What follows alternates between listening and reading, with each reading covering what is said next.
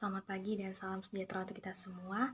Perkenalkan, nama saya Elinat Maria Raja Kukuk dari Prodi PGSD Angkatan 2019 dengan NIM 1905112304. Kali ini saya akan menjelaskan materi Penjas dengan judul Hakikat Pendidikan Jasmani dan Sistematika Pendidikan Jasmani. Yang pertama, kita akan membahas mengenai hakikat pendidikan jasmani. Di sini ada beberapa pengertian hakikat pendidikan jasmani menurut para ahli. Yang pertama, menurut Baker dan kawan-kawan menyatakan pendidikan jasmani merupakan bagian integral dari proses pendidikan secara keseluruhan yang merupakan bidang usaha yang memiliki tujuan mengembangkan penampilan melalui aktivitas fisik yang telah diseleksi dengan cermat untuk memperoleh hasil secara nyata. Yang kedua yaitu menurut Ateng dan Ahmad menyatakan bahwa pendidikan jasmani merupakan bagian integral dari pendidikan secara keseluruhan melalui berbagai kegiatan jasmani yang bertujuan mengembangkan individu secara organik, neuromuskuler, intelektual, dan emosional. Dan yang ketiga yaitu menurut Richtrop menyatakan bahwa pendidikan jasmani adalah usaha bantuan kepada anak dan menuju arah kedewasaan. Jadi, dari beberapa pendapat tentang pengertian pendidikan jasmani, dapat ditarik kesimpulan bahwa pendidikan jasmani merupakan bagian integral dari pendidikan secara keseluruhan yang menggunakan aktivitas jasmani atau fisik sebagai media untuk mencapai tujuan. Selanjutnya yaitu hakikat tujuan pendidikan jasmani.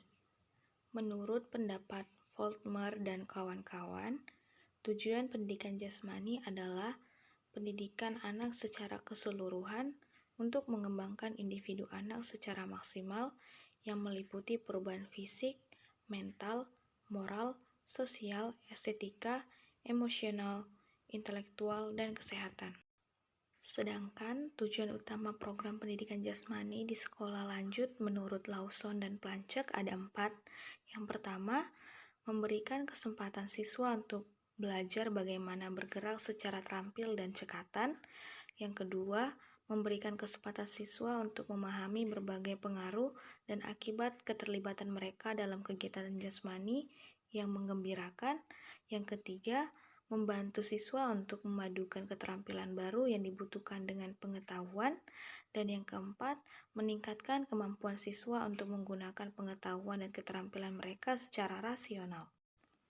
Oleh karena itu, dapat disimpulkan, tujuan pendidikan jasmani adalah mengembangkan anak secara keseluruhan melalui kegiatan jasmani, bukan hanya mengembangkan fisik saja, melainkan juga mengembangkan mental, sosial, emosional, intelektual, dan kesehatan secara keseluruhan. Materi selanjutnya yaitu sistematika pembelajaran pendidikan jasmani. Seperti yang sudah saya kemukakan sebelumnya, bahwa pelaksanaan pembelajaran pendidikan jasmani lebih dominan pada aspek psikomotor dibandingkan aspek kognitif dan afektif. Beberapa ahli juga mengemukakan konsep yang sama tentang sistematika pembelajaran pendidikan jasmani, yaitu seperti Lutan, Ateng, dan Budiwanto. Adapun sistematika pembelajaran pendidikan jasmani atau tahapan penerapan metode mengajar menurut Budiwanto terbagi menjadi 4. Yang pertama yaitu guru mendemonstrasikan bahan pembelajaran yang akan dipelajari siswa sambil memberikan penjelasan. Yang kedua yaitu siswa melakukan latihan keterampilan gerakan.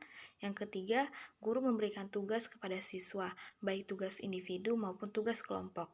Dan yang keempat yaitu guru memberikan koreksi untuk perbaikan gerakan keterampilan pada siswa. Selain sistematika menurut Budiwanto, Soe Mosasmito juga mengemukakan pendapatnya dalam hal meningkatkan keterampilan mengajar guru pendidikan jasmani. Beliau mengemukakan terdapat beberapa langkah dalam sistematika pendidikan jasmani. Yang pertama yaitu merencanakan kegiatan, mendefinisikan tujuan khusus, dan menentukan kriteria. Selain itu juga harus ada yang mengamati pelaksanaannya.